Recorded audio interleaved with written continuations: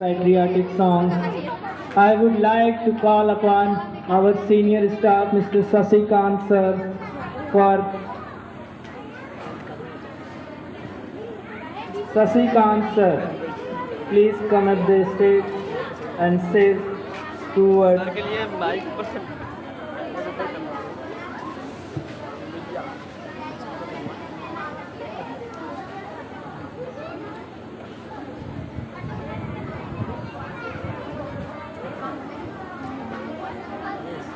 Thank you so much for providing me such a great opportunity. Before I start my speech, I would like to please keep silence and have a patience. Freedom is not worth having if it does not include the freedom to make mistake. Gandhi ji कहा करते थे स्वतंत्रता वह स्वतंत्रता प्राप्त करने लायक ही नहीं जिसमें गलतियां करने की स्वतंत्रता ही नहीं. So with this quotation, a pleasant good morning to our honorable manager sir and guest and my respected teacher and my all dear students. First of all, a glorious good morning to all of you. And again, I wish you all a happy Independence Day on this day occasion. As we all know that today our country got independence on 15 August 1947, as you are familiar about it. So, and this year is so very special for all of us Indians because on this day our country is completing its 75th year of independence from the slavery of British rules. So means we are going to celebrate our 76th Independence Day on this day, Amrit Mahotsav on 15 August. So once again, I wish you a happy Independence Day on this day. And my heartfelt salute to all those freedom fighters because of the independent life that we are living today is the gift of them. So, like today is also a day to remember and pay tribute to sacrifice those freedom fighters like Mahatma Gandhi, Bhagat Singh, Sukhdeva, Rajguru, Chandrasekhar, Lala Lajpat Rai, Lakshmi Rani Bai, and lot of them who sacrificed their life to get free from slavery. And at last, I am going to tell about a short summary about Bhagat Singh life. A 22-year-old boy who left his family perfect job decided to become freedom fighter along with his friend Rajguru and Sukhdev. अब जैसा कि मैं आपको भगत सिंह के बारे में जो एक 22 वर्षीय युवा बालक के बारे में बताऊंगा जिन्होंने हंसते हंसते फांसी के फंदे को चूमते हुए आज़ादी के लिए चढ़ जाते हैं. अब उनके लिए हम उनका एक शॉर्ट्स हिंदी समरी बताएंगे. Please I once again I request you please have a silence.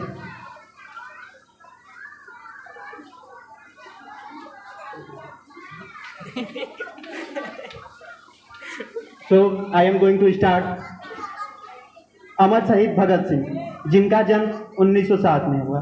मैं उस हार्ट ब्रेकिंग हैंडसम उस गबरू जवान उस अमर शहीद के बारे में बात करना चाहता हूं. आज मैं उसके बारे में बताऊंगा.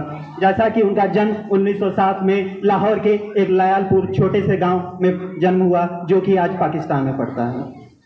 और उनकी प्रारंभिक शिक्षा डीएवी जैसा कि दयानंद एंग्लो वैदिक आर्य समाज से ही उन्होंने अपनी प्रारंभिक शिक्षा प्रारंभ की. जैसा कि जन्म से ही वो आज़ादी के दीवाने मत वाले पैदा ही हुए थे जिन्होंने मात्र 12 वर्ष की उम्र में वो जलियांवाला बाग कांड लगभग 13 अप्रैल 1919 वाला इन्हें इतना प्रभावित करता है कि वो जलियांवाले बाग वाले कांड में जहाँ पे जलियांवाला बाग रहता है लगभग 40 किलोमीटर पैदल ही चले जाते हैं और वहाँ से खून से सनी हुई मिट्टी को वो मिट्टी में बंद कर अपना लाते हैं और कहते हैं कि मैं अपने उस निर्दोष भाइयों का बदला जरूर लूंगा. मैं अपने उन निर्दोष भाइयों का बदला लूंगा. उस आज़ादी के मतवाले के बारे में बात चल रही है.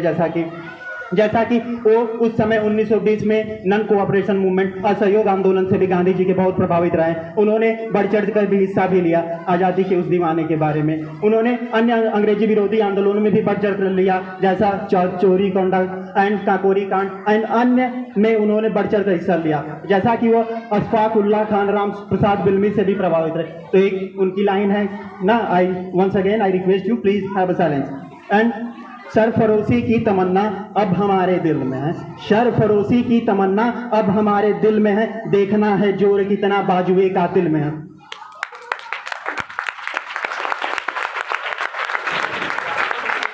With this quotation, he want to say that उन धूर्त फिरंगियों से कहना चाहते हैं, हे फिरंगी मेरे इस सर कटाने की तमन्ना में मैं दम देखना चाहता हूँ या तेरे बाजुओं इन कातिल बाजुओं का दम देखना चाहता हूँ. तुम्हारे मेरे गर्दन के काटने की तमन्ना अधिक है या मेरी इस सर जुदा इस सर निकलने की हमारी तमन्ना अधिक है, इसी से वो उन फिरंगियों से कहते हैं। जैसा कि चौरी चौरा कांड में लाला लाजपत राय का मौत देहांत भी हो जाता है, इसके बाद वो उससे प्रभावित होकर अपने उन लाला लाजपत राय के बदले लेने के लिए उस अंग्रेजी हुकूमत के अधिकारी डीएसपी सॉन्डर्स को गोली मारकर हत्या कर देते हैं। और जैसा कि वो पहले से ही किताबों के बहुत से शौकीन थे, बचपन में ही लगभग 12 वर्ष की अवस्था में लगभग कई सौ बुक पढ़ चुके थे अपनी स्कूल बुक के बावजूद।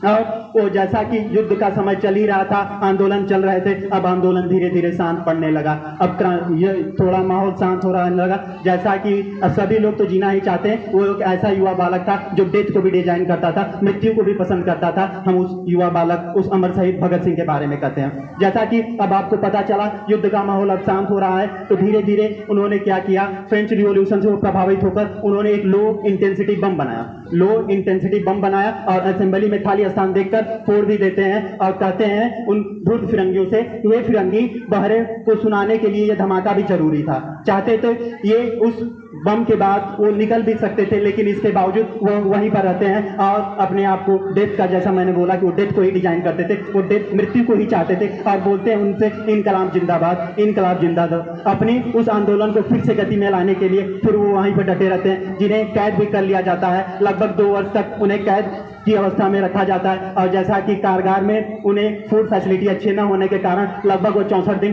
भूख हड़ताल पर भी चले जाते हैं हमारे ये। और उस भूख हड़ताल में उनके एक प्रिय मित्र यतीन्द्र दास का देहांत भी हो जाता है। और उस ऐसा मैं कहना चाहता हूँ, उस 64 दिन के भूख के हड़ताल के बावजूद वो लंबे समय तक अपने में ही मस्त रहते, हंसते और मुस्कुराते, इतनी कमजोरी के बावजूद। तो वो उन फिरंगियों से कहते हैं, मेरे सीने में जो जख्म है, मेरे सीने में जो जख्म है वो तो फूल के गुच्छे हैं, मेरे सीने में जो जख्म है वो फूल के गुच्छे हैं, हमें पागल रहने दो, हम पागल ही अच्छे हैं। ठीक,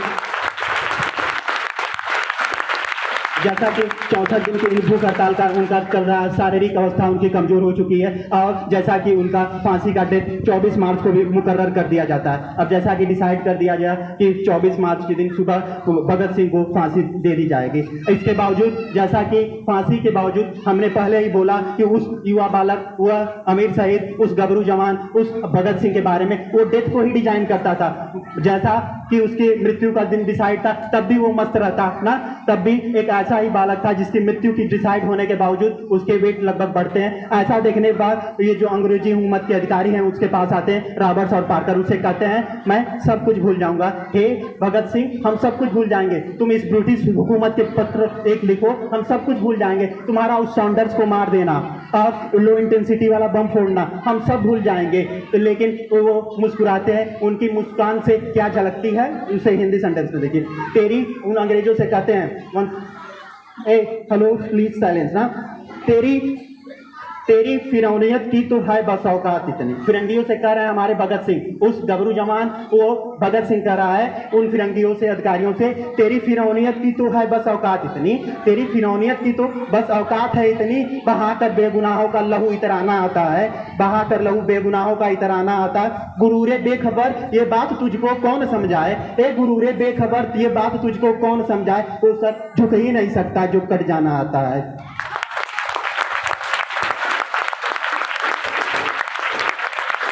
जैसा कि रॉबर्ट और पार्कर ने उनसे अपील भी किया कि आप ब्रिटिश हुकूमत के खिलाफ एक पत्र लिखिए, तो पत्र भी लिखते हैं। उस पत्र में उस ब्रिटिश हुकूमत से वो अपील करते हैं, हे ब्रिटिश हुकूमत मुझे फांसी ना दी जाए, मुझे फांसी ना दी जाए। हमारे भगत सिंह कह रहे हैं लेटर में लिखकर उनसे, ब्रिटिश हुकूमत से, कि मुझे फांसी ना दी जाए, मैं भारत माता का एक क्रांतिकारी सिपाही हूँ, मुझे बीच चौराहे पर ही गोली मार दी जाए। वो ब्रिटिश हुकूमत से कह रहे हैं, रिक्वेस्ट कर रहे हैं, मुझे फांसी ना दी जाए, मैं एक भारतीय समाज का एक क्रांतिकारी सिपाही हूँ, मुझे बीच चौराहे पर ही गोली मार दी जाए। और वो कहते हैं कि ये युद्ध का विधान ही है, ये युद्ध का विधान है, गोली से मरना ही सिपाही की शान है। बेगैरत, अब देखिए, अब बेगैरत ये अंग्रेज हुकूमत भी एक छोटी सी ख्वाहिश हमारे भगत सिंह की पूरा न कर पाती है और सोचती है, कहती है, तो अंततः हमारे भगत सिंह की ख्वाहिश न पूरी होती है, उन्हें बीच चौराहे पर गोली न मारा जाता है, उन्हें गोलियों से मरने की तमन्ना थी। अंततः वह सोचते हैं, विचार करते हैं, मैं सोचते हैं कि वीर गति ही चाहिए, गोली सी नहीं तो फांसी ही सही ना। ये हमारे वीर भगत सिंह का था कि उन्होंने कहा कि वीर गति ही मुझे चाहिए, गोली नहीं तो फांसी ही सही। मुझे गर्व है कि मैंने भारत भूमि जन्मभूमि के इस धर्म पर जन्म लिया जहाँ पर अमर शहीद भगत सिंह आए थे। And at last I am going to deliver some thoughts and shayari once again. और जैसा कि भारत देश को आज़ाद करने में उन तमाम न हमारे स्वतंत्रता सेनानी जो फ्रीडम फाइटर ने अपना बढ़ चढ़कर हिस्सा लिया, तो जैसा कि हम कुछ गिने चुने का ही नाम जानते हैं और बहुत लोगों ने बढ़ चढ़कर हिस्सा लिया, तो उन लोगों के लिए हम कहना चाह रहे हैं, टूटने और बिखरने का चलन मांग लिया, टूटने और बिखरने का चलन मांग लिया, हमने हालात से शीशे का बदन मांग लिया, हमने हालात से शीशे का बदन मांग लिया। हम भी खड़े थे तकदीर के दरवाजे पे, हम भी खड़े थे तकदीर के दरवाजे पे, लोग दौलत पर गिरे, हमने वतन मांग लिया। तो थ्री दी शायरी ये हमारे एपीजे ध्यानचंद की ओर मैं बातें कहना चाहता हूँ, जिन्हें ना फॉरेन के थ्रू बहुत से रुपये दिए जाने के बावजूद वो भारत में ही रहना पसंद किया था। ये शायरी उन्हीं लोगों के लिए थी। एट लास्ट, जैसा कि आपको पता है, हमारे पूरी दुनिया ने ही हमारे भारत पर शासन करने की कोशिश, सभी ने हमारे देश भारत पर हमला किया, किसी ने तो गोलियों से, न किसी ने बातों से, किसी न किसी तरीके से सभी लोगों ने भारत को पर हमला ही करते रहा। हमने अपने सभी हमले को स्वीकार किया और इस हमारी मौन व्यथा को ये कुछ और ही समझ रहे थे। तब भारत की दशा बदल गई है, दिशा बदल गई है, भारत का सोच बदल गया। देखिएगा, सच है कि इरादे हमारे विध्वंसक नहीं है, सच है ये हम भारतीय अब कहते हैं उन सभी फॉरेनर से ना, सच है कि इरादे हमारे विध्वंसक नहीं है, सच है कि इरादे हमारे विध्वंसक नहीं है और अकारण युद्ध के हम भी प्रशंसक नहीं हैं, अकारण युद्ध के हम भी प्रशंसक नहीं हैं। अहिंसा के पुजारी हैं हम, लेकिन सुन ले ये दुनिया, अहिंसा के पुजारी तो हैं हम, ये सुन ले ये दुनिया, अहिंसक हैं हम, नपुंसक नहीं। And it's last of my Shayari and it's last, so listen carefully। जिस ये ना एक सैनिक जब शहीद होता है बॉर्डर पे, उसकी माँ की व्यथा और उसके परिवारजनों का, प्लीज साइलेंस। जिस दिन तू शहीद हुआ न जाने तेरी माँ कैसी सोई होगी। उस सेनानी के बारे में मैं बात कर रहा हूँ, उस बीएसएफ जवान के बारे में बात कर रहा हूँ जो बॉर्डर पे सीमा पर खड़ा रहता है। जिस दिन तू शहीद हुआ न जाने तेरी माँ कैसे सोई होगी, मैं तो बस इतना जानूं वो गोली भी तेरे सीने से उतरने से पहले रोई होगी।